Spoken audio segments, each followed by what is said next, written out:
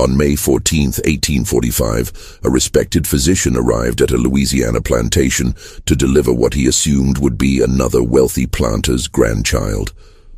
What he found instead was a woman barely 20 years old, pregnant with her fourth child in 5 years, each one fathered by a different slave selected by her own father. She was not alone. Her two sisters, confined to separate rooms in the same wing of the mansion, were in identical circumstances. When the physician demanded an explanation, the colonel showed him something that made his blood run cold. Leather-bound ledgers documenting 3 generations of controlled breeding, anthropometric measurements taken with calipers and rulers, and detailed genealogical charts mapping the bloodlines of his own family mixed systematically with those of his slaves. The colonel called it his life's work. He called his daughters patriots. He called their children the future of the South. But the most disturbing revelation came when the physician realized that the colonel's daughters were not his biological children at all. They were the products of his father's identical experiments decades earlier. Before we continue with the story of Dr. Samuel Harrington and what he discovered at Bellevue Plantation, if you're fascinated by the darkest secrets hidden in American history, subscribe to our channel and hit that notification bell. And tell us in the comments, what state are you listening from right now? We read every single one. The horror at Bellevue Plantation would force one man to choose between exposing the truth and protecting his own life. Dr. Samuel Harrington had built his reputation in New Orleans, treating both the wealthy merchants of the French Quarter and the desperate immigrants crowding the docks. At 42 years old, he had performed countless deliveries, set broken bones in back alleys, and treated yellow fever victims during the epidemic of 1841. He had seen poverty, violence, and death in forms that would break lesser men. But he considered himself, above all else, a man of science and reason. He was also, though he kept it carefully hidden, a quiet supporter of the American Anti-Slavery Society. He had attended exactly 2 meetings in Philadelphia during his medical training, both times sitting in the back, both times leaving before anyone could engage him in conversation that might be remembered. In New Orleans, such affiliations could destroy a medical practice overnight or worse. So he kept his opinions to himself, treated the slaves of wealthy families with the same care he gave their masters, and told himself that small mercies were better than none. The letter that arrived on May 12th was written in elegant script on expensive paper. Colonel Thaddeus Crane of Bellevue Plantation requested his immediate presence for a difficult delivery. The fee offered was extraordinary, 3 times his usual rate, and the tone suggested both urgency and absolute discretion. Harrington had heard the Crane name before. Old Louisiana money, a family that claimed lineage back to the earliest French settlers, though Thaddeus himself was known to be an Englishman who had married into the family 30 years prior. Bellevue Plantation sat 40 miles upriver from New Orleans, accessible only by boat or a full day's ride on horseback, through roads that turned to swamp during heavy rain. Harrington chose the boat, a small paddle steamer that made weekly runs delivering supplies to the river plantations. The journey took 6 hours, and he spent most of it reading a medical journal and trying to ignore the oppressive humidity that made his shirt stick to his skin. The other passengers were a mix of merchants, overseers, and a Methodist minister who spent the entire journey reading his Bible and occasionally glancing at Harrington with the suspicious look that religious men often reserved for physicians. Medicine and faith had always maintained an uneasy relationship in the South. As the boat rounded a bend in the river, Bellevue came into view.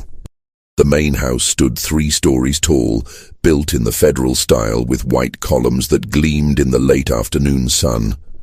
Live oaks draped with Spanish moss lined the approach from the river, creating a tunnel of green shadow. Behind the main house, Harrington could see the regular rows of slave cabins, perhaps 40 or 50 in total, and beyond those, the endless fields of sugarcane that represented the plantation's wealth. A slave waited at the dock, a young man perhaps 20 years old, well dressed in clean clothes that marked him as a house servant. He took Harrington's bag without speaking and led him up the shell-covered path toward the mansion. The doctor noticed immediately how quiet everything was. In his experience, plantations were rarely silent. There should have been voices from the fields, the sound of work, the calls of overseers.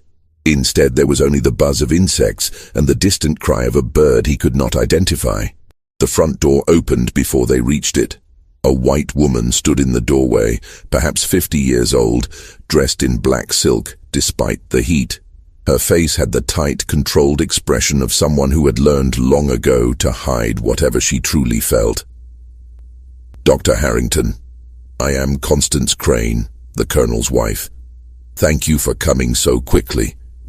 Her voice was cultured, with the soft accent of old New Orleans families.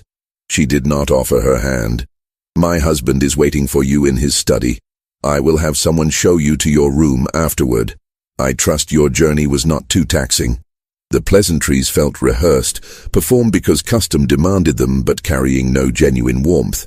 Harrington had learned to read such things in his years treating the wealthy. This woman was afraid of something. "The journey was fine, Mrs. Crane." The letter mentioned a difficult delivery.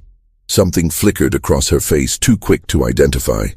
"My husband will explain everything, if you will follow me." She led him through a wide entrance hall, decorated with oil paintings of stern-faced men and women, each portrait marked with small brass plaques bearing names and dates. The Crane family going back generations. The house smelled of beeswax and old wood, with an underlying scent he could not quite place. Something medicinal, perhaps laudanum or another tincture. Colonel Thaddeus Crane's study occupied the entire east corner of the house. Floor-to-ceiling bookshelves lined 2 walls, packed with leather-bound volumes. A massive desk dominated the center of the room, its surface covered with papers, instruments that looked vaguely scientific, and 3 leather ledgers stacked precisely one atop the other. Behind the desk sat a man who appeared to be in his early 60s, thin and upright with silver hair combed back from a high forehead. His eyes were pale blue, almost colorless, and they fixed on Harrington with an intensity that was immediately unsettling. "Dr. Harrington, please, sit." The Colonel's voice carried the crisp consonants of educated English, though years in Louisiana had softened some of the edges. He gestured to a chair positioned directly across from him. "I appreciate your prompt response to my letter. What I'm about to share with you requires both your medical expertise and your absolute discretion. Before we proceed, I need your word as a gentleman that nothing discussed in this room will be repeated to anyone outside this plantation." Harrington felt the first cold thread of unease. "Colonel Crane, I am bound by my oath as a physician to maintain patient confidentiality. However, if what you are about to tell me involves harm to any person, I cannot promise silence." The Colonel smiled, but it was not a pleasant expression. "Harm is such a subjective term, Doctor. What some might call harm, others might call progress. What some might call cruelty, others might call necessity." He stood and walked to the window, hands clasped behind his back. "Tell me, Dr. Harrington, what do you know of heredity, of the transmission of traits from parent to child?" "I know what any educated physician knows. Certain characteristics appear to run in families. Eye color, height, predisposition to certain ailments." "Precisely. And if such traits can be observed and documented, might they not also be controlled, selected for, enhanced through careful planning?" The Colonel turned back to face him. "For the past 50 years, my family has been conducting an experiment in selective breeding. Not with horses or cattle, Doctor, but with human beings." The room seemed to grow colder despite the heat. Harrington felt his stomach tighten. "I am not sure I understand what you mean." "Oh, I think you understand perfectly well." The Colonel returned to his desk and opened the first ledger. Even from across the desk, Harrington could see pages filled with cramped handwriting, diagrams, and what appeared to be family trees. "My father began this work in 1795. He was a man of science, a student of the natural philosophers, and he became obsessed with a simple question: Could the best traits of the African slave, their physical strength and endurance, be combined with the intelligence and refinement of white blood to create superior workers? Not merely slaves, Doctor, but a new category of human being, stronger than any white man, more intelligent than any pure African, and absolutely loyal to the families that created them. Harrington's mouth had gone dry. That is not medicine, Colonel. That is an abomination. Is it? The Colonel's pale eyes gleamed. We breed dogs for specific traits. We crossbreed crops to improve yields. Why should human improvement be any different? My father spent 30 years on his initial experiments. He selected slave women based on specific criteria: height, symmetry of features, lack of visible scarring or deformity. He then fathered children with these women and documented every aspect of their development. Physical measurements taken monthly, cognitive assessments, temperament evaluations, all recorded in these ledgers.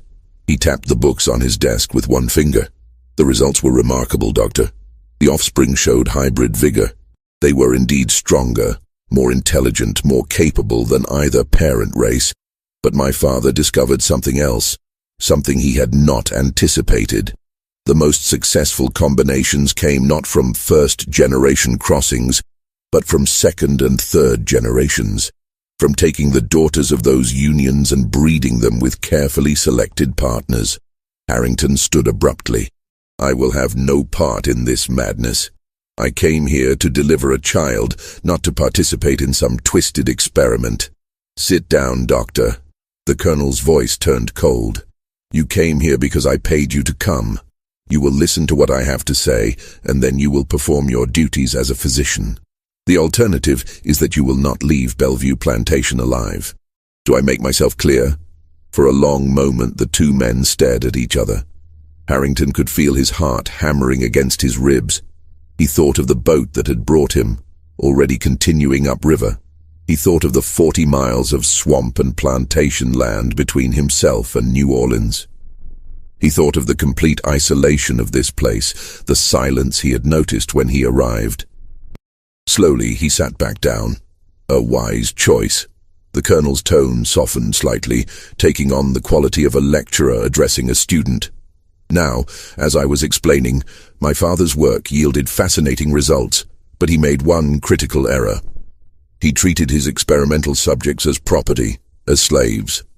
This created resentment, attempts at escape, even one case of infanticide when a mother killed her own child rather than see it raised in bondage. My father died in 1823, and I inherited both his plantation and his research.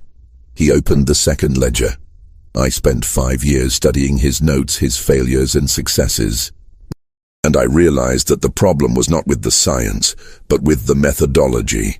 The women in the experiment had to be willing participants, or at least believe themselves to be. They had to see their children not as products of rape, but as legitimate heirs. So I devised a different approach. The Colonel turned the ledger around so Harrington could see. The page showed a detailed family tree, branches connecting names with careful notation of dates, physical characteristics, and something labeled cognitive rating. I needed to create a situation where white women of good breeding would willingly bear children with selected slaves. The solution was elegant in its simplicity. I would raise daughters, my own daughters, in complete isolation from the outside world. I would educate them, yes, but also condition them to believe that their highest purpose, their sacred duty, was to bear strong children for the future of the plantation. I would control every aspect of their lives, every thought, every belief, until the idea of refusing would be unthinkable. Harrington felt bile rising in his throat. You are talking about your own children. No, Doctor. The Colonel's smile returned. I am talking about my father's children. The 3 young women currently in the East Wing were all born from my father's experiments. My role has been merely to continue the work, to raise them as a father would, and to guide them toward fulfilling their purpose. They call me father. They believe I am their father. But in truth, they are my half-sisters, the daughters my father produced in the final years of his life before his death. The implication crashed over Harrington like a physical wave. You are breeding your own half-sisters. I am continuing vital research, the colonel corrected, and the results have exceeded even my most optimistic predictions. In the past 5 years, my daughters have produced 11 children. 9 have survived. Each one is being raised with meticulous care, documented at every stage of development, and doctor, they are magnificent. Stronger than any white child, more intelligent than any slave child I have ever encountered. They learn languages with ease. They display artistic talent. They are beautiful, every single one of them. He closed the ledger and fixed Harrington with those pale, cold eyes. But more importantly, they are mine. Born on this plantation, raised by my daughters who know no other life. They are absolutely loyal. In 10 years, when the oldest reaches maturity, I will have workers who can read, write, calculate, and perform skilled labor, yet who will never question their place in the world. They will be more valuable than any pure slave, yet they will cost nothing to acquire. Do you understand the economic implications, Doctor? The social implications? I understand that you have created a nightmare, Harrington said, his voice shaking. You have trapped 3 women in a cycle of forced pregnancy, producing children who will grow up as slaves, despite carrying your own blood. They carry my father's blood, not mine, the colonel said sharply, and they are not slaves. They will be freed upon reaching maturity, given papers, even a small sum of money. They will be free people of color, able to work as skilled laborers throughout the South. Some might even pass for white, allowing them to infiltrate society at levels impossible for ordinary freed slaves. The full scope of the horror was beginning to dawn on Harrington. You plan to place them in other families, in households, in businesses. I plan to create a network, the colonel said softly. Other planters have already expressed interest in my methods. 3 of my granddaughters, the ones with the lightest complexions, have already been placed in prominent families in New Orleans and Baton Rouge. Raised as orphaned relatives, adopted charity cases from distant cousins. No one questions their lineage. No one suspects. In 20 years, there could be hundreds like them throughout the South, in positions of trust, in positions of power, yet ultimately loyal to those who created them. Harrington felt as though the room was tilting. Why are you telling me this? Why bring me here? Because my eldest daughter is in her 8th month of pregnancy, and her previous deliveries have been increasingly difficult. I need a skilled physician to ensure both mother and child survive. You come with excellent recommendations, Dr. Harrington. And you come from New Orleans, far enough away that you have no connections to the local families, no one to whisper secrets to. The colonel leaned forward. You will deliver this child. You will ensure the health of my daughters, and you will say nothing to anyone about what you have learned here. In exchange, I will pay you handsomely and allow you to return to your practice in New Orleans. And if I refuse, then you will not leave Bellevue at all. Your body will be discovered weeks from now, another unfortunate victim of one of the many accidents that befall travelers in the Louisiana swamps. Tragic, but not uncommon. Do we have an understanding? The silence stretched between them. Outside, through the study window, Harrington could see the sun beginning to set, turning the river to gold. A beautiful evening in hell. Take me to the patient, he said finally. The colonel stood, satisfaction evident on his face. I knew you were a reasonable man, Dr. Harrington. Mrs. Crane will show you to the East Wing. I will join you shortly to make introductions. As Harrington followed Constance Crane through the mansion's corridors, his mind was racing. He had to find a way out of this. He had to expose what was happening here. But first, he had to survive long enough to leave the plantation alive. And he had to see for himself if the colonel's monstrous claims were actually true. What he found in the East Wing would prove that the truth was somehow even worse than he had imagined.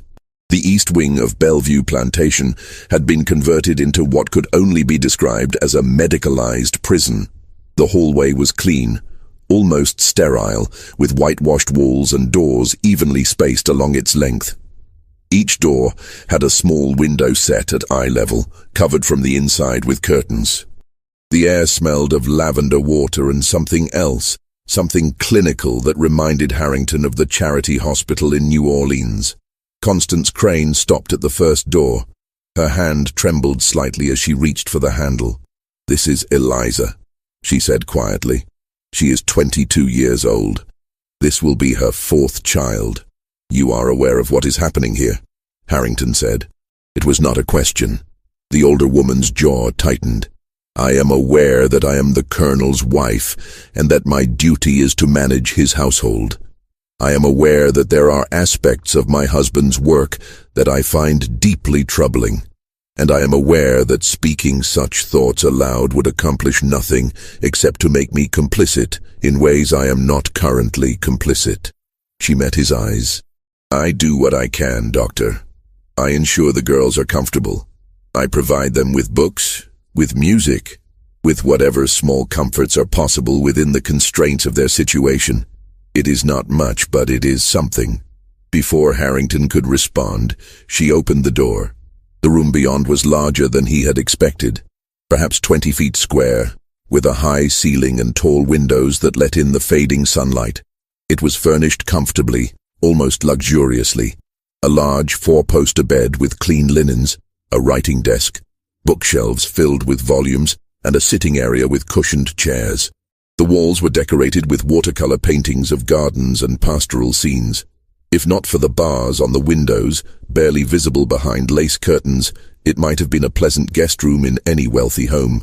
A young woman sat in one of the chairs, her hands resting on the pronounced swell of her belly.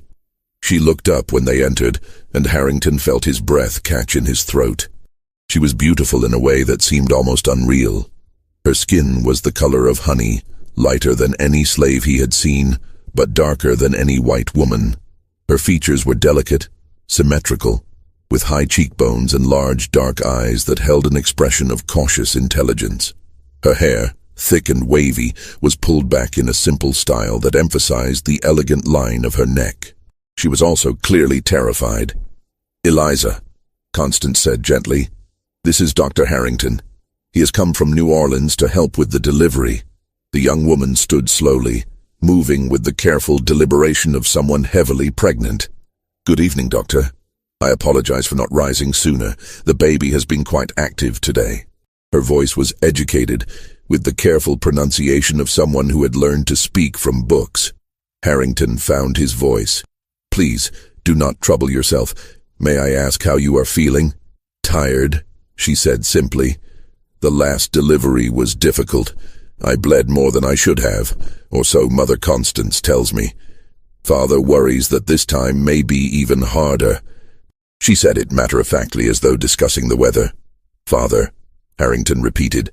"You mean Colonel Crane?" "Of course. Who else would I mean?" She tilted her head slightly, puzzled by the question. Constance cleared her throat. "Doctor, perhaps you should examine the patient. I will leave you to your work. Eliza, if you need anything, ring the bell, and someone will come immediately." After the older woman left, Harrington stood in uncomfortable silence. Professional detachment had always been his strength as a physician, but this situation violated every assumption he had built his career upon. "You may examine me, Doctor," Eliza said. "I am accustomed to it. Father has physicians visit regularly to document the pregnancies. You are the third I have met." She moved to the bed and lay back, arranging her dress modestly.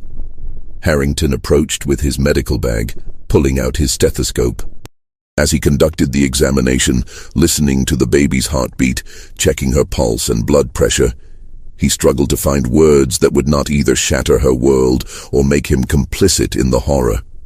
The baby's heartbeat was strong and regular. The position felt good, head down and engaged. But Eliza's pulse was elevated, and he could feel tension in her abdomen that suggested extreme stress. "The baby seems healthy," he said carefully, "but I am concerned about you. Your pulse is rapid. Are you sleeping well?" "I sleep as well as can be expected," she said. The baby moves constantly at night, and I worry sometimes about what will happen after the delivery. What do you mean? She looked at him with those dark, intelligent eyes. The other children are taken away after 6 weeks. Father says it is necessary that they must be raised together to form proper bonds. I understand the logic, but it is difficult to give them up after carrying them for 9 months. Harrington felt cold spreading through his chest. You have given up 3 children already? 3 living, she corrected. The first pregnancy ended at 5 months. Father said it was common for first pregnancies to fail. The second delivery produced a healthy son. He will be 3 years old now. I am not permitted to see him, but Mother Constance tells me he is well, that he is strong and clever. A flicker of emotion crossed her face, quickly suppressed. The third and fourth were daughters. They are 1 and 2 years old. This will be my 5th child. 5 pregnancies in 5 years. Harrington felt rage building in his throat. Miss Eliza, forgive my directness, but do you understand the circumstances of these pregnancies? Do you understand who the fathers are? She looked at him as though he had asked a profoundly stupid question. Of course I understand, Doctor. Father explained everything to us when we reached maturity. We are part of a great work, an experiment that will change the future of the South. The men chosen as fathers are selected for their physical perfection and strength. Our children will combine the best of both races, creating a new category of human being that will ensure the prosperity of our family and the stability of the social order. And you believe this? You accept this? Why would I not? She seemed genuinely puzzled. Father has raised us with love and care. He has educated us far beyond what most women receive. He has explained the scientific principles underlying his work. We are not slaves, Doctor. We are participants in something larger than ourselves. Our children will be freed when they reach maturity. They will have opportunities that neither pure white nor pure black children could ever have. The brainwashing was complete, Harrington realized with growing horror. She truly believed everything she was saying. The Colonel had not merely forced his half-sisters into this nightmare, he had conditioned them to accept it, even embrace it, as their highest purpose. Miss Eliza, he said slowly, has anyone ever told you that you have a choice in this matter, that you could refuse? For the first time, something like fear flickered across her face. Refuse? Why would I refuse? What would I do? Where would I go? Her voice rose slightly. Father has given us everything, this house, this education, this purpose. Without him, we would be nothing. We would have nothing. A knock at the door interrupted them. Colonel Crane entered without waiting for permission. Dr. Harrington, I trust you find the patient in good health? Harrington straightened, forcing his expression to neutrality. The baby is well positioned, but Miss Eliza shows signs of significant stress. Her previous deliveries have weakened her.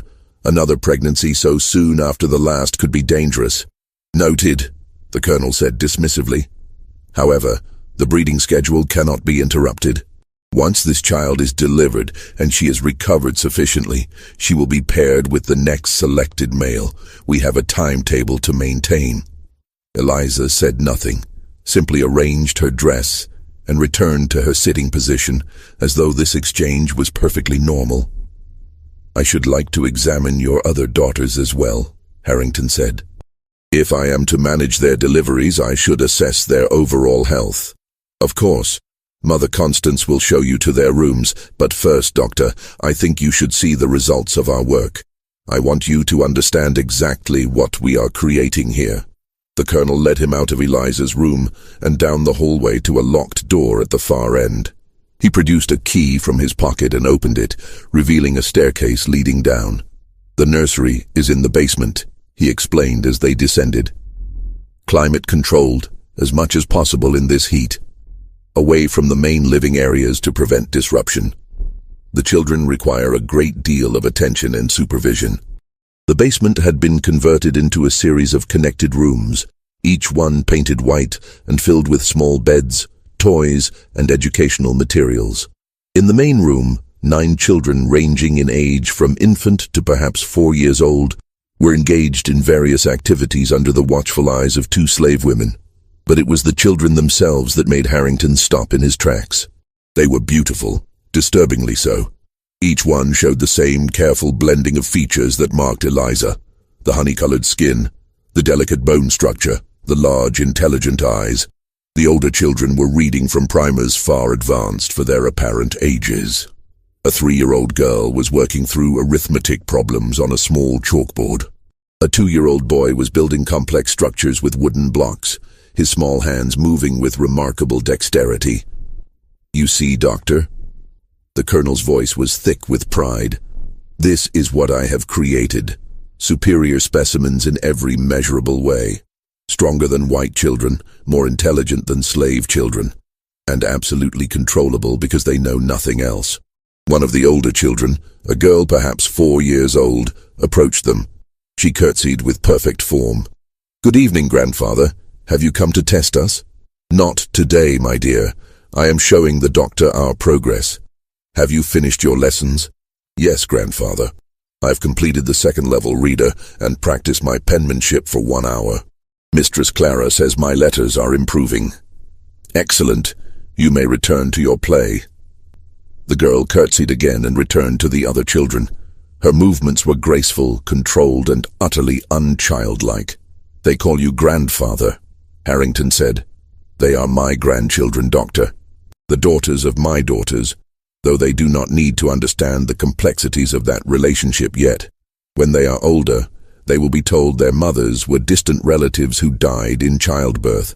They will be raised to understand their place in the world, neither wholly white nor wholly black, but something new, something better."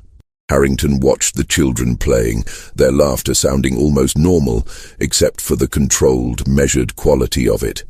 They were being raised as specimens, as experiments, as products. Even their joy was managed and documented. "How many plantations are participating in this program?" he asked quietly. The colonel smiled. "Currently, 5, including Bellevue. But the number grows every year. Word spreads quietly among certain circles. Men of vision, Doctor. Men who understand that the future of the South depends not merely on maintaining the current social order, but on improving it, on creating a permanent underclass that is superior to current slaves, yet still controllable, still dependent on their masters." "And the children who have been placed in white families?" 3 so far, all girls. The lightest skinned of the crop, those who can pass for white with only the slightest questions. They are being raised as orphaned relatives in prominent families in New Orleans, Baton Rouge, and Natchez. When they reach maturity, they will marry well, bringing our carefully cultivated bloodlines into the highest levels of society. Their children will be even lighter, even more acceptable. In 3 generations, Doctor, I will have succeeded in infiltrating the aristocracy of the entire Gulf Coast. The scope of it was staggering. Harrington felt as though he were falling into an abyss. "You plan to destroy the social order you claim to be protecting." "I plan to preserve it," the colonel corrected. "Slavery as it currently exists cannot last forever. The abolitionists grow stronger every year. War may even come, though I hope we can avoid such extremes. But when slavery ends, as it inevitably must, what then? How do we maintain the economic and social structure that has made the South wealthy? The answer is simple. We create a new category of human being, free in name, but bound by upbringing and circumstance to serve the families that created them, grateful for their position, incapable of imagining any other life." He gestured to the playing children. "These children will never rebel. They will never seek to rise above their station. They have been designed, Doctor, from conception to adulthood, to be perfect servants, perfect workers, and because they will be legally free, there will be no moral objection to their status. The North will have nothing to protest." Harrington closed his eyes, fighting the nausea rising in his throat. The colonel's plan was monstrous, but it was also frighteningly plausible. If this work continued, if other planters adopted the same methods, it could indeed reshape Southern society in ways that would persist for generations.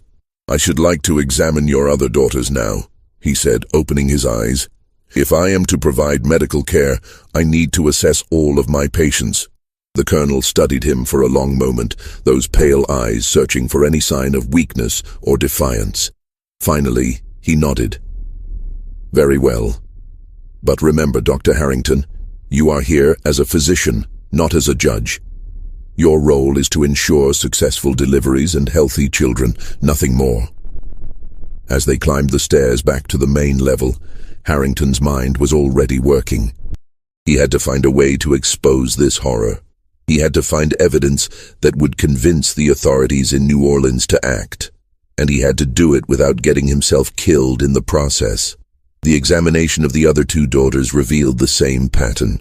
Caroline, age 20, had delivered 2 children and was currently 4 months pregnant with her third. She exhibited the same careful conditioning as Eliza, the same absolute belief in the righteousness of her father's work, and the same underlying terror, carefully hidden but visible to Harrington's trained eye in the tension around her mouth, the way her hands sometimes trembled before she controlled them. The youngest daughter, Margaret, was 18 and pregnant for the first time. She was more nervous than her sisters, asking questions about the delivery process with an innocence that was heartbreaking.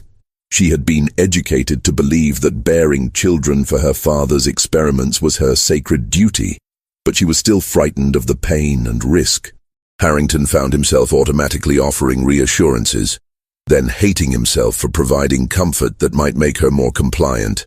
By the time he had examined all 3 women, darkness had fallen outside. Constance Crane showed him to a guest room on the 2nd floor, well away from the east wing. The room was comfortable with a bed, washstand, and a window that looked out over the darkened fields. The window, he noted, was not barred. He was not considered a prisoner, merely a guest who knew better than to leave. Dinner was brought to his room by a slave girl who would not meet his eyes. She set the tray down, curtsied, and left without speaking. The food was excellent.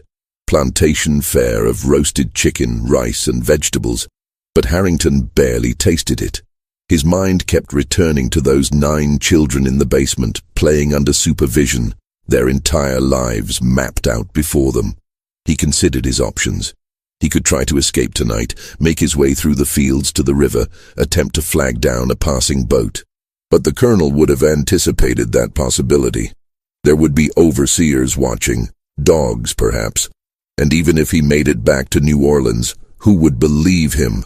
Without evidence, without documents, it would be his word against that of a respected plantation owner. He needed the ledgers, the ones the colonel had shown him in the study, documenting 3 generations of forced breeding. With those books, he could prove everything. Medical details, names, dates, genealogical charts that would expose not just the colonel, but every planter involved in the conspiracy. The question was how to get them. A soft knock interrupted his thoughts. Harrington stood quickly, wondering if the colonel had decided to deal with him preemptively. Instead, when he opened the door, he found Constance Crane standing in the hallway, a candle in her hand. "May I come in, Doctor?" she whispered. "There is something you should know." He stepped aside, and she entered quickly, closing the door behind her. In the candlelight, she looked older than she had during the day. The lines around her eyes and mouth deepened by shadow, and, Harrington thought, by years of carefully controlled horror. "Mrs. Crane, if you have come to ask me to keep silent about what is happening here, I have come to help you expose it," she interrupted. Her voice was steady, but her hands were shaking. "I have been a coward for 20 years, Dr. Harrington. I have told myself that there was nothing I could do, that speaking out would only result in my own destruction. I have hidden behind the excuse of providing small comforts to those girls, as though that somehow balanced the enormous wrong being perpetrated. But you are here, and you have seen everything, and I cannot remain silent any longer." Harrington felt hope stirring for the first time since arriving at Bellevue. "What do you propose?" "My husband keeps duplicate copies of his ledgers in a safe in his study. The original documents are too valuable to risk in a fire. The duplicates contain everything: the breeding records, The genealogical charts, correspondence with other planters, even financial records showing the sale and placement of children. She reached into her pocket and produced a small key. "This opens the safe. I know the location. I can get you inside the study after my husband has retired for the night." "Why are you doing this?" "If he discovers your involvement, I know what my husband is capable of," she said quietly. "But I also know that I cannot live with this silence any longer. Those girls call me mother. They trust me, and I have betrayed that trust every single day by allowing this to continue." Harrington took the key. "When?" 2 hours after midnight. He takes laudanum to sleep. "I will unlock the study door and keep watch in the hallway. You will have perhaps 20 minutes before the household begins to stir. Can you copy the most important documents in that time?" "I can try." She nodded and turned to leave, then stopped at the door.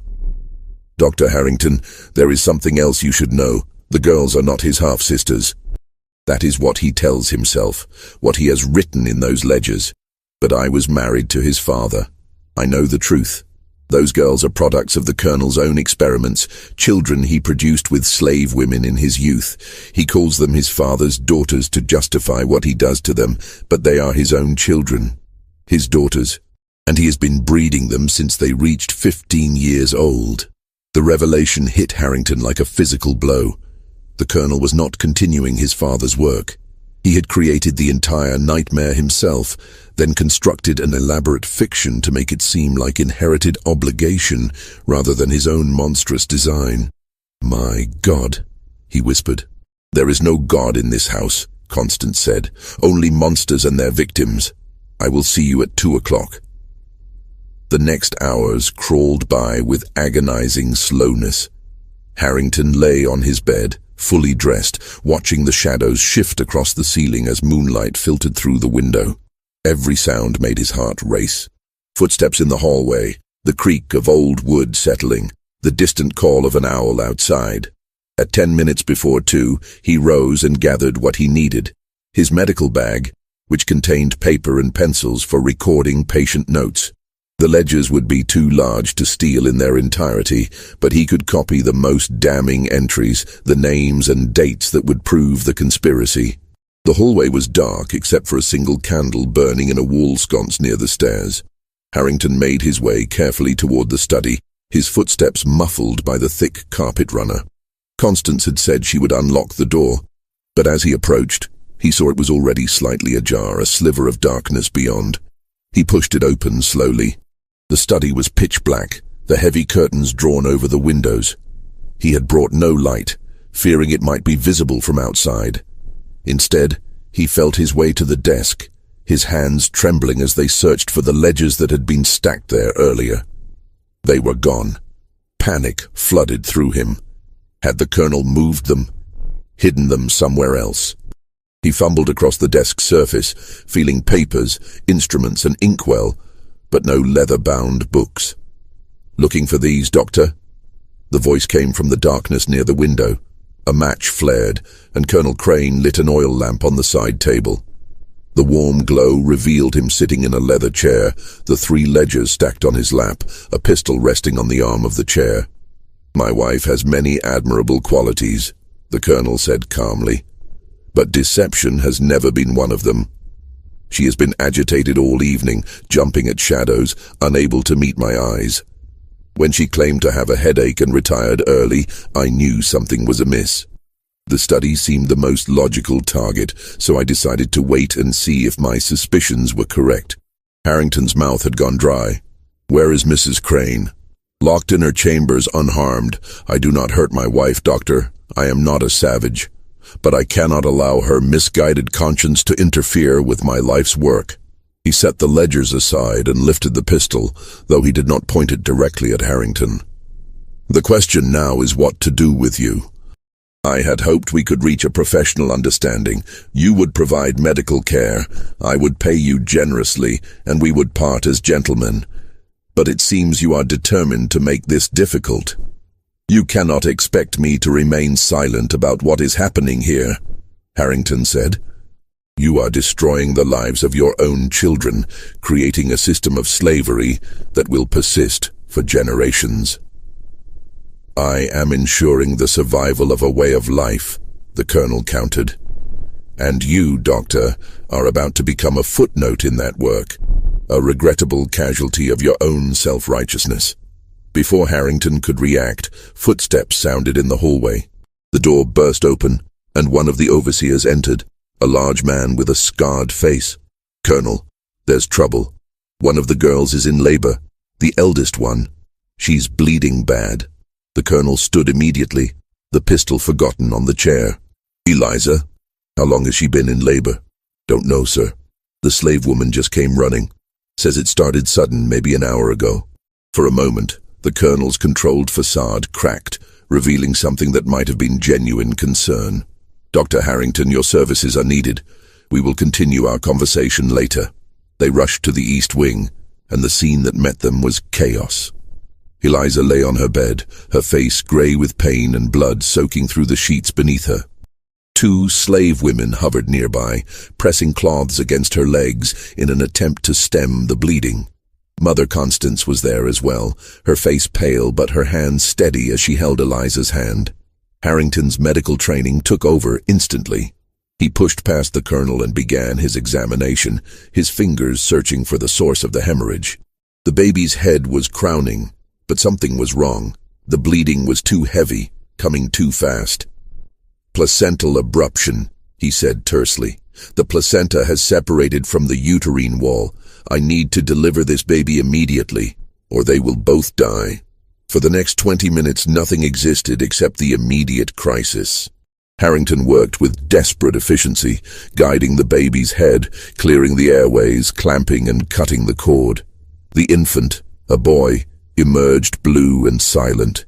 He cleared the mouth, rubbed the tiny chest, and was rewarded with a gasping cry that filled the room. But Eliza continued to bleed. Harrington packed the uterus, administered ergot to contract the muscles, applied pressure with every technique he knew.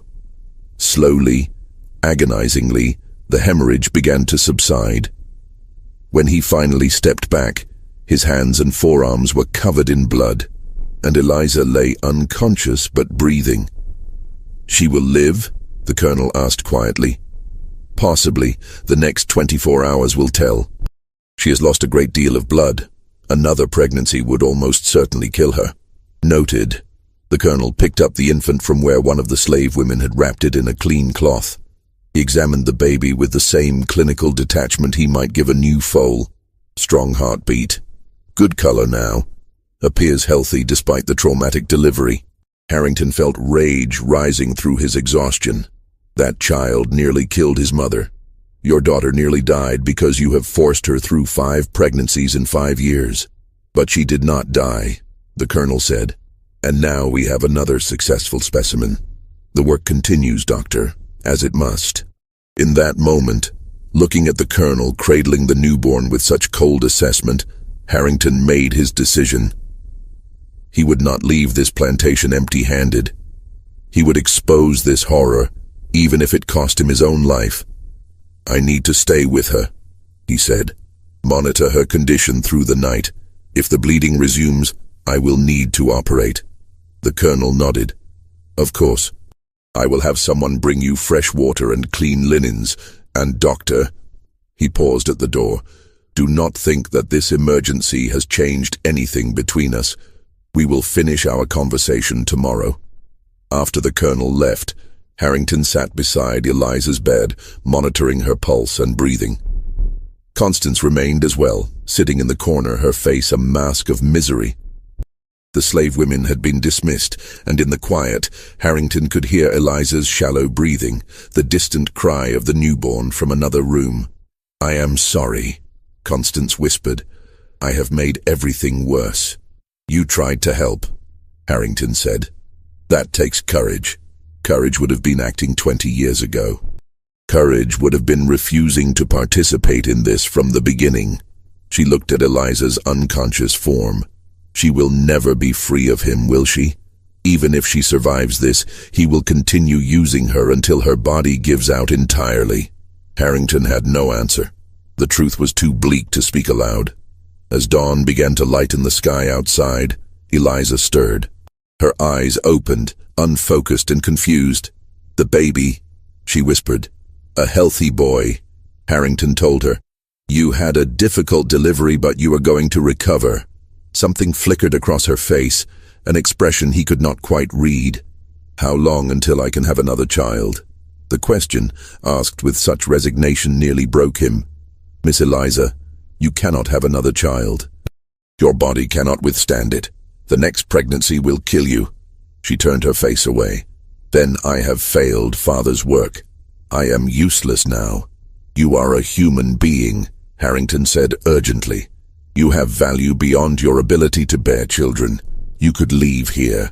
You could have a life of your own choosing. And go where?" She looked back at him, and for the first time he saw something other than perfect obedience in her eyes.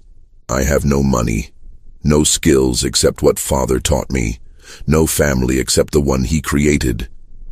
Even if I could leave, Doctor, where would I go? What would I do? I am neither white nor black. I belong nowhere except here."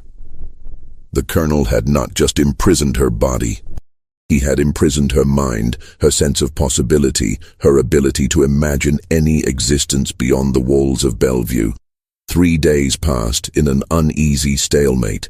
Eliza's condition stabilized, the bleeding stopped, and her strength slowly returned. Harrington remained at the plantation, ostensibly to monitor her recovery, but actually because the Colonel made it clear he would not be permitted to leave until certain assurances were made. During those days, Harrington observed the full scope of the operation. The 9 children in the basement were subjected to daily lessons that combined standard education with constant indoctrination about their purpose and place in the world. They were taught to read, write, and calculate, but also to be obedient, grateful, and accepting of whatever role their grandfather assigned them. The 2 younger daughters, Caroline and Margaret, were brought to visit Eliza, conversations carefully supervised by the Colonel. They spoke in cheerful tones about their own pregnancies, about the importance of their work, about how blessed they were to participate in something so significant. But Harrington noticed how Caroline's hands never stopped moving, pulling at her dress, touching her hair, as though her body was trying to express the anxiety her words denied. On the 3rd evening, the Colonel summoned him to the study once more. This time the ledgers were locked away, and the pistol was nowhere in sight. Instead, a bottle of excellent brandy sat on the desk with 2 glasses. "Sit down, Doctor. I think we have reached a point where we must speak frankly about your future." Harrington remained standing. "I will not keep your secrets, Colonel. What you are doing here is monstrous, and it must be stopped. And how exactly do you plan to stop it?" The Colonel poured brandy into both glasses and pushed one across the desk. "You have no evidence.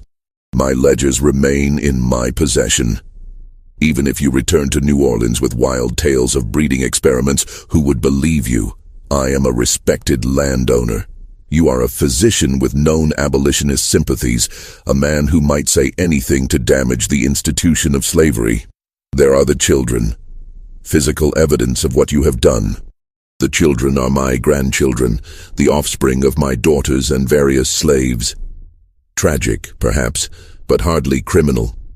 Many plantation owners father children with slave women. Society looks the other way. As for my daughters, they will testify that they have participated willingly in these unions, that they have been well treated and well compensated. What crime can you prove, Doctor?" The truth of it settled over Harrington like a suffocating weight. The Colonel was right. Without the ledgers, without documentation of the multi-generational conspiracy, it would be impossible to prove anything beyond the common exploitation that occurred on plantations throughout the South. "However," the Colonel continued, "I am not an unreasonable man. You have skills I value. You saved Eliza's life, which preserves years of careful breeding.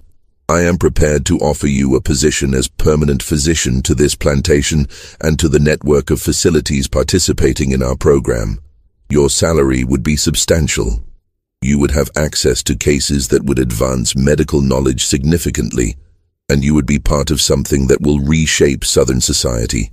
You want me to become complicit in your crimes. I want you to be practical. Slavery exists, Doctor. It will continue to exist for the foreseeable future, regardless of what the abolitionists preach.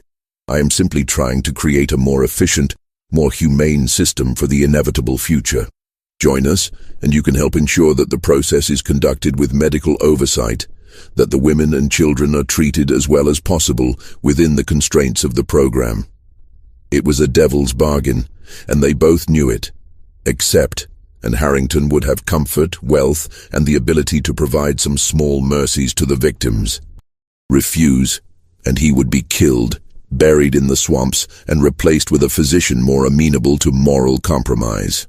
I need time to consider, Harrington said finally. You have until tomorrow evening. Give me your answer then. The colonel stood, indicating the meeting was over. In the meantime, you are free to move about the plantation. Speak with whomever you wish. Perhaps a fuller understanding of our work will help you make the right decision. That night, Harrington lay awake trying to find a solution that did not exist. He could not escape with evidence. He could not expose the conspiracy without proof. And he could not accept the colonel's offer without betraying everything he believed. The answer came from an unexpected source. Just after midnight, a soft scratching at his door brought him to his feet. He opened it to find one of the slave women from the nursery, an older woman named Clara who rarely spoke, but whose eyes always carried a deep intelligence. "Doctor," she whispered urgently, "you need to come with me. There is something you must see." She led him not to the east wing or the basement nursery, but out through the kitchen and across the dark grounds toward a small structure he had not noticed before, half hidden by live oaks draped with Spanish moss. As they approached, he realized it was an old cemetery, overgrown and neglected. Clara pushed open the rusted iron gate and led him to the back corner, where a series of small headstones marked graves barely 3 feet long. She knelt beside one and cleared away the weeds, revealing an inscription. Infant Crane, died April 1834, aged 3 months. "There are 17 buried here," Clara said quietly. "Babies born in the first years of the colonel's work.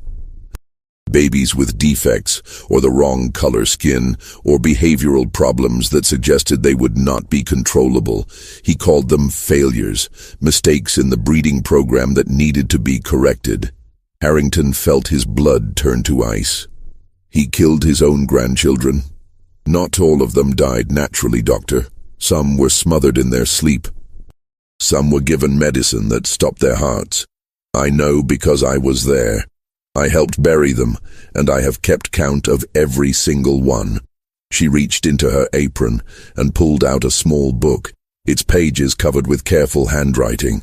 "I have written down every birth, every death, every child that passed through this place in the last 15 years, names, dates, descriptions. Everything the colonel records in his ledgers I have recorded here. Why are you showing me this? Because you are the first person to come to this plantation who saw what was happening and was horrified by it, because I have been waiting 15 years for someone who might have the power to stop this. And because if you take his offer tomorrow, if you become part of this system, then there is no hope left for any of us." She pressed the book into his hands. "Take this. Get it to someone who can help. Someone who will believe you. I do not care what happens to me. I am an old woman, and I have lived too long with these secrets already. But those girls upstairs, those children in the basement, they deserve a chance at a different life." Harrington looked down at the small book in his hands. It was evidence. Real, documented evidence that could corroborate his testimony. The graves were evidence. The bodies of murdered infants, if they could be exhumed and examined. How do I get off this plantation alive? There is a boat that comes every Thursday to deliver supplies. Tomorrow is Thursday. The boat docks at dawn, unloads for 2 hours, then continues upriver. If you can get to the dock, if you can convince the captain to take you, you might escape before the colonel realizes you are gone. He will know I spoke with you. He will punish you." Clara smiled, and it was a terrible expression. "Doctor, I have been a slave for 63 years. I have survived things that would break most people. Let me do this one good thing before I die. Let me help you stop this." The next morning, as the sky was just beginning to lighten, Harrington made his way toward the river dock. He carried only his medical bag and Clara's book, hidden in an interior pocket. The plantation was quiet, the slaves not yet called to the fields, the overseer's shack still dark. The supply boat was already there, a modest paddle-wheeler with peeling paint, and a captain who looked like he had been working the river for 40 years. Harrington approached quickly, his heart pounding. "I need passage to New Orleans. Immediately. I will pay whatever you ask." The captain looked him up and down, taking in his disheveled appearance, the desperation in his voice. "You running from something? I am a physician. I was hired to attend a difficult birth. Now I am being held here against my will. Please, I must get back to the city." The captain spat tobacco juice over the rail. "That plantation has a bad reputation on the river. Strange things happen there. People go in and don't come out. I don't ask questions, and I don't want trouble. But I will take you for $5 cash." Harrington pulled out his wallet and paid without hesitation. As he climbed aboard, he looked back at the plantation house, its white columns gleaming in the dawn light. Somewhere in that beautiful, terrible place, 3 young women were waking to another day of imprisonment. 9 children were beginning lessons in obedience, and a colonel was documenting his monstrous work with scientific precision. The boat pulled away from the dock, its paddle wheel churning the brown water of the Mississippi. Harrington allowed himself one moment of relief. He had escaped. He had evidence. Now he needed to find someone who would listen, someone with the power to act. What he did not know was that his escape had already been discovered, and that the colonel's reach extended far beyond the boundaries of Bellevue Plantation. The 6-hour boat journey back to New Orleans gave Harrington time to read Clara's book in detail. What he found was worse than he had imagined. The dates and names documented a systematic program of infanticide that spanned more than a decade. Babies born with darker skin than desired. Infants who cried too much, who seemed too willful, who failed to meet the colonel's exacting standards. All of them dead before their first birthday, their graves hidden in that overgrown cemetery. But Clara had documented more than just deaths. She had recorded the names of the men who visited Bellevue to discuss the colonel's methods. Plantation owners from across Louisiana, Mississippi, and Alabama. A state senator from Baton Rouge, a federal judge from New Orleans, a banker who controlled half the credit in the region. The conspiracy was even larger than the colonel had suggested. When the boat finally docked in New Orleans, Harrington went straight to the office of the district attorney, a man named James Whitfield, who had a reputation for integrity. But when he requested an urgent meeting, he was told that Whitfield was unavailable, out of the city on business, not expected back for a week. Frustrated, Harrington tried the police. The chief of police listened to his story with an increasingly skeptical expression, then asked to see his evidence. When Harrington produced Clara's book, the chief flipped through it and shook his head. "This is the journal of a slave. It would not be admissible in any court in Louisiana. Slaves cannot testify against white men, doctor. You must know that. But the graves, on private property. I would need a warrant to search Bellevue Plantation, and no judge will issue one based on accusations from an abolitionist physician and notes written by a slave." The chief closed the book and pushed it back across the desk. "My advice, Dr. Harrington, is to let this go. You do not want to make an enemy of Colonel Crane." The door to the chief's office opened, and a man Harrington had never seen before entered without knocking. He was perhaps 50, impeccably dressed with the confident bearing of someone accustomed to power. "Chief, if you will excuse us, I would like a word with Dr. Harrington in private." The chief stood immediately, gathering his papers.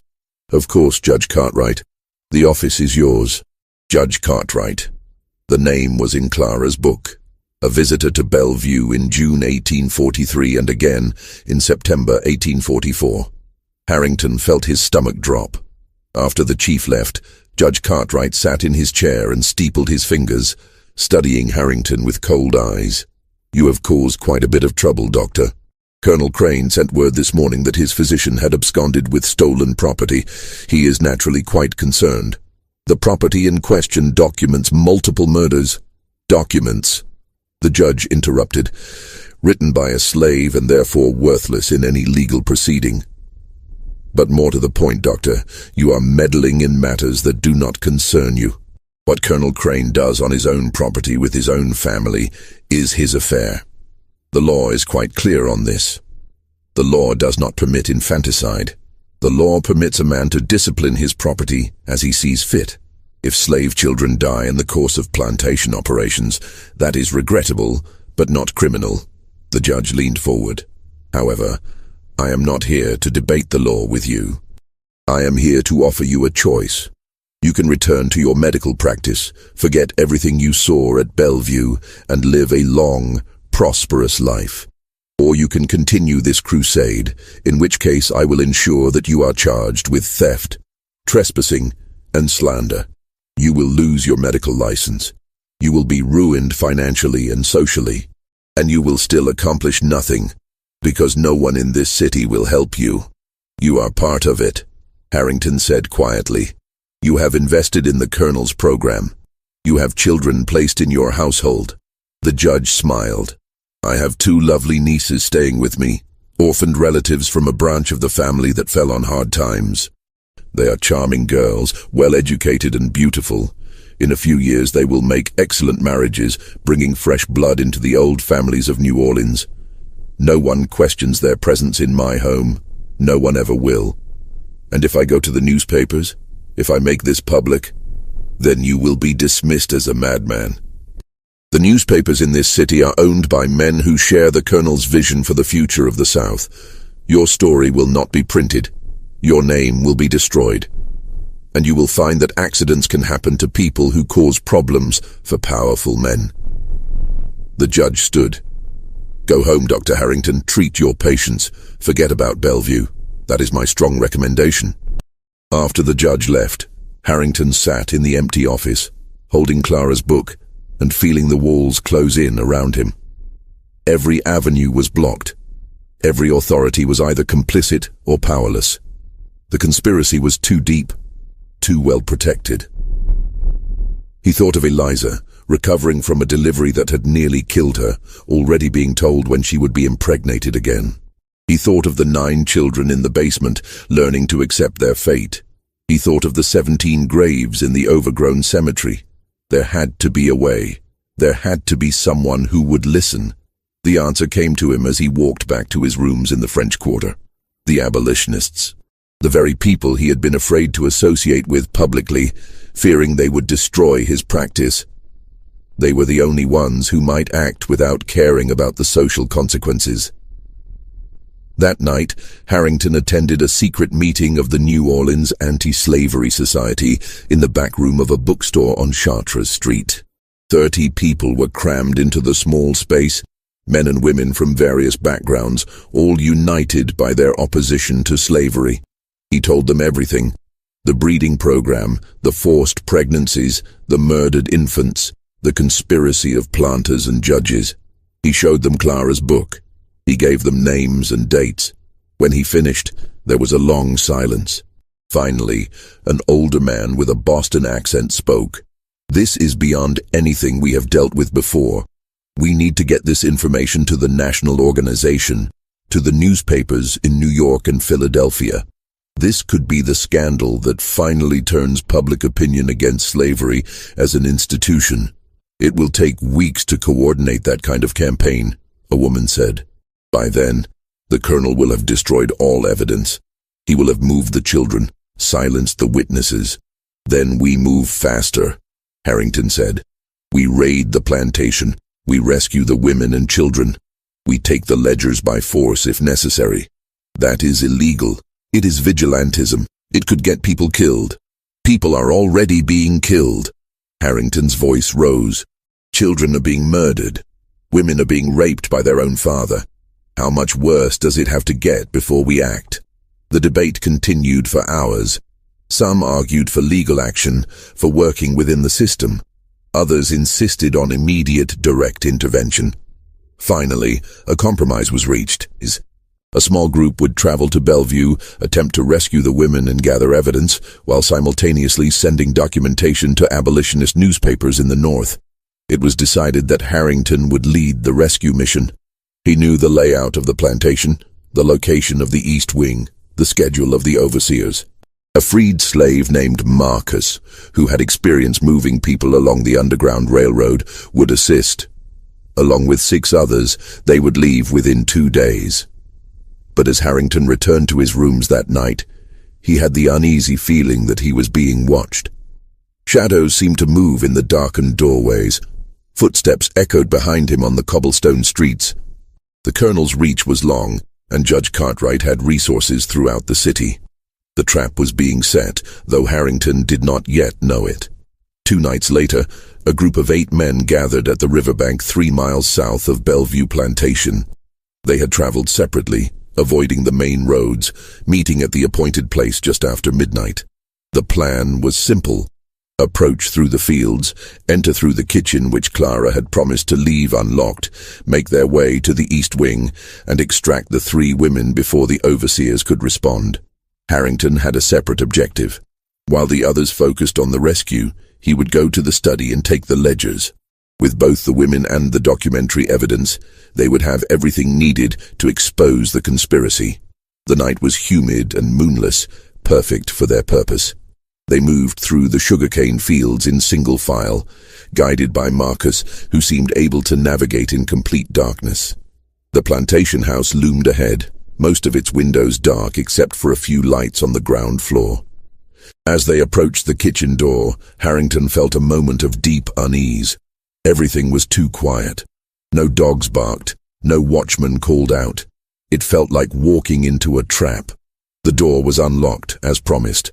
They filed inside, water dripping from their clothes after wading through the irrigation ditches.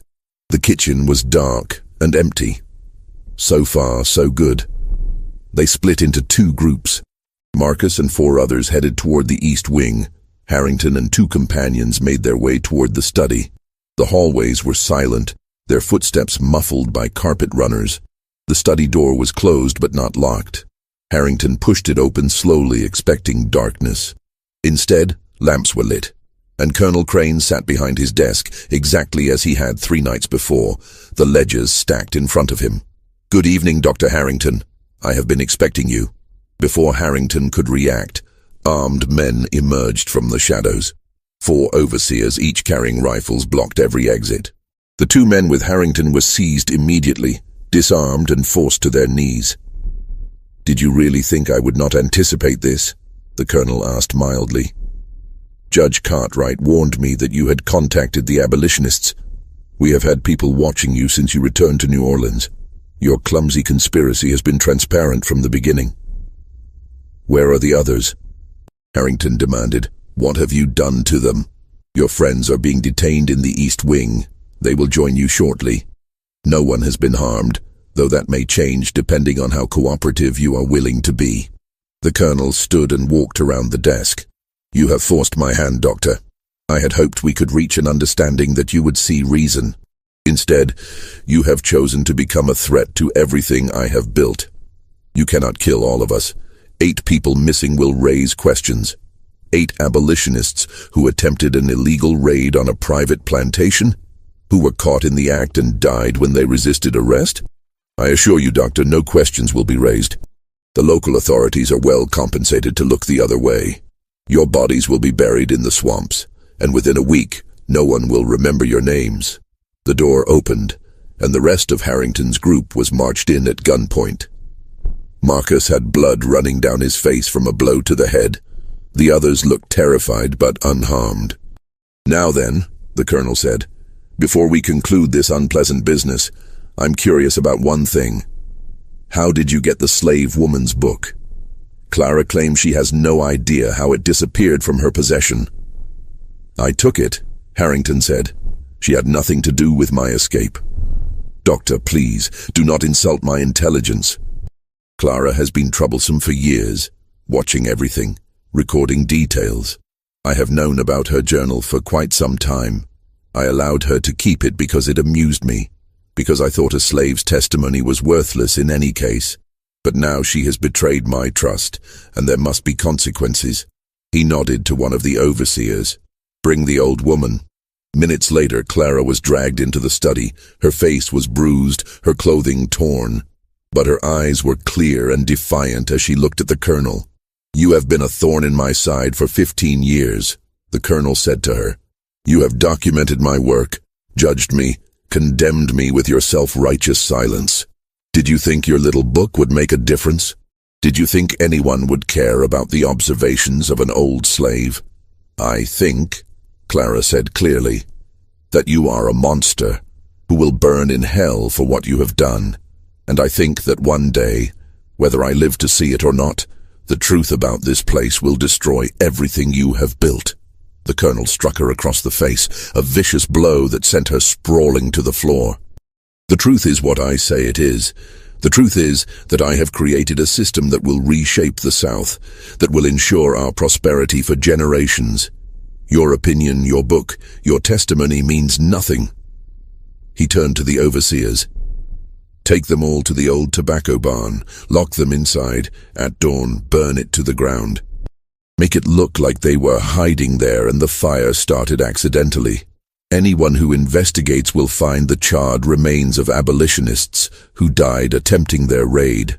As the overseers began to herd the prisoners toward the door, something happened that no one had anticipated. Eliza appeared in the doorway of the study.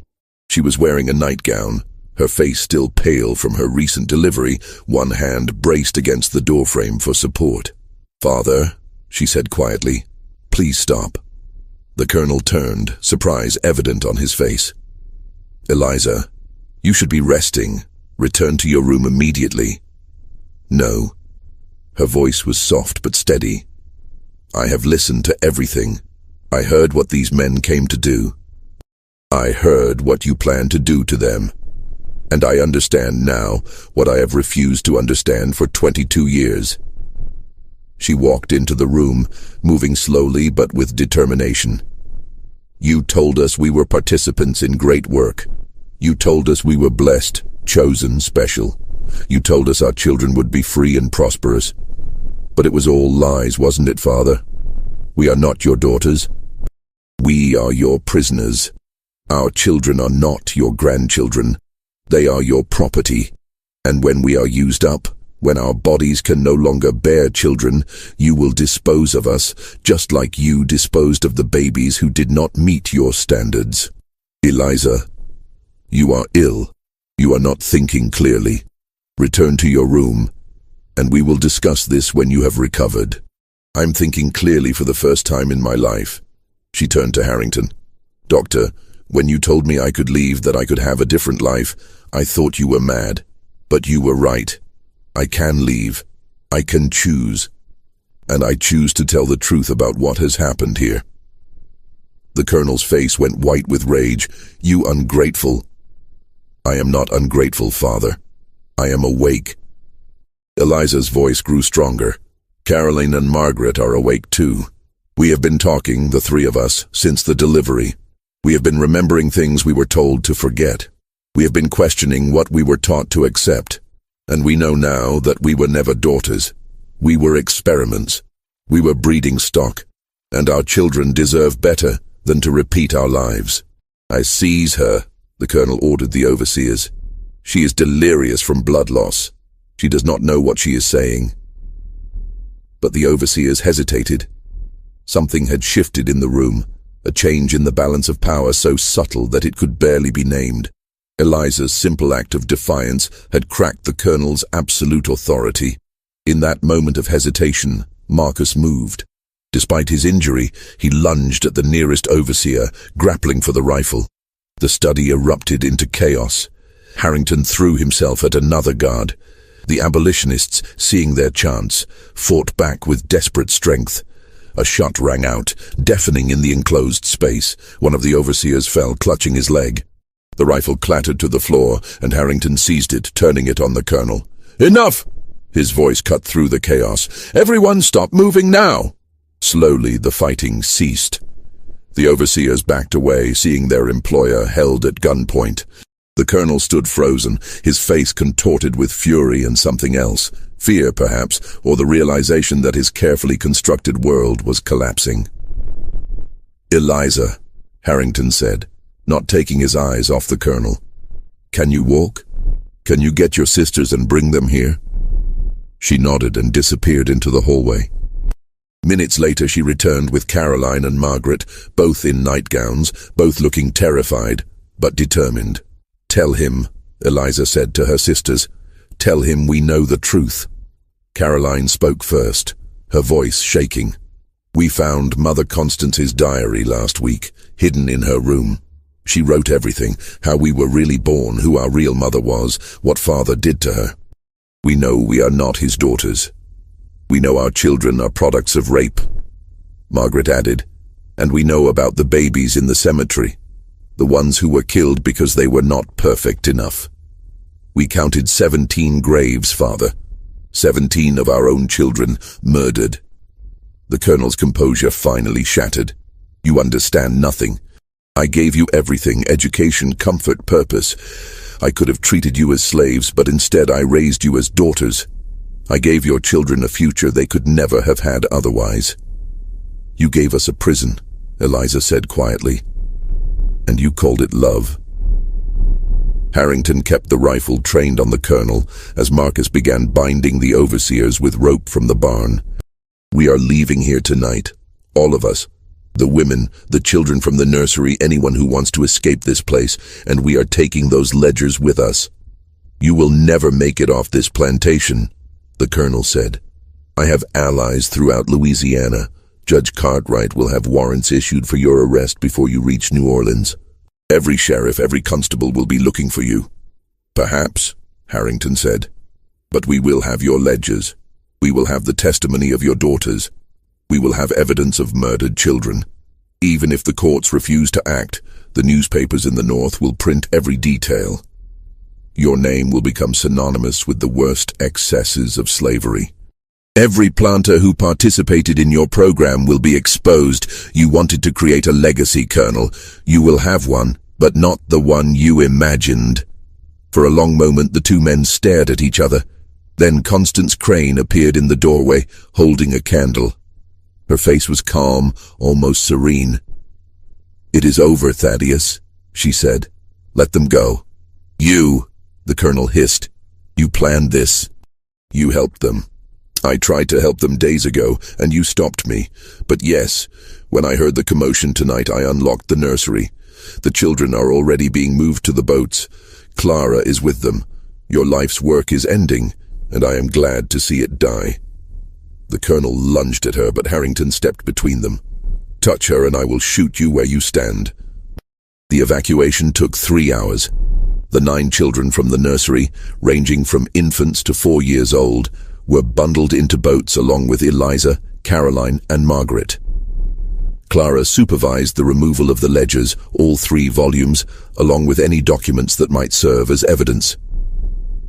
The abolitionists worked with practiced efficiency, the product of years moving escaped slaves along the Underground Railroad.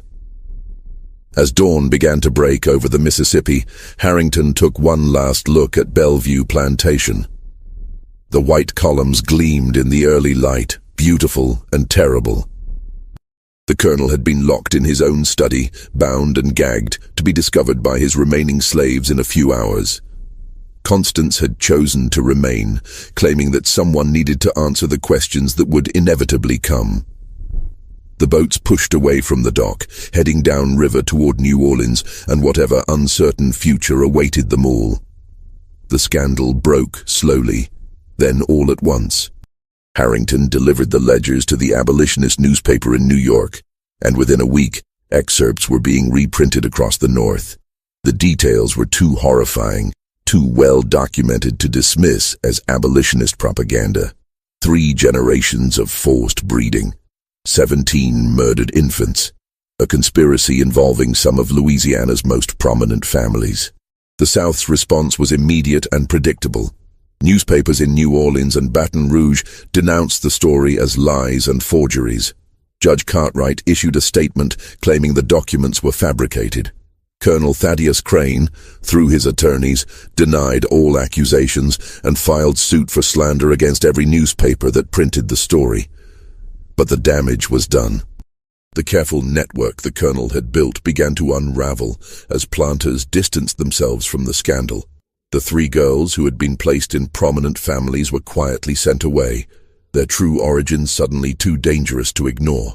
Two of the participating planters died under mysterious circumstances, one in a hunting accident, another from a sudden illness, leading to speculation about whether they had been silenced to protect others in the conspiracy. Eliza, Caroline, and Margaret were relocated to a safe house in Philadelphia, where they began the slow, painful process of building new lives. The Abolitionist Society provided financial support and education. The 9 children were placed in various homes throughout Pennsylvania and New York, given new names, new identities, a chance to grow up free from the legacy of Bellevue. Clara lived only 6 months after the escape. She died peacefully in her sleep in a small house provided by the abolitionists, satisfied that her testimony had finally been heard. Her journal, along with the colonel's ledgers, was eventually donated to the American Anti-Slavery Society, where it remained in their archives as evidence of slavery's worst capabilities. Dr. Samuel Harrington never returned to Louisiana. His medical license was revoked by the Louisiana Medical Board, and criminal charges were filed against him for theft and conspiracy.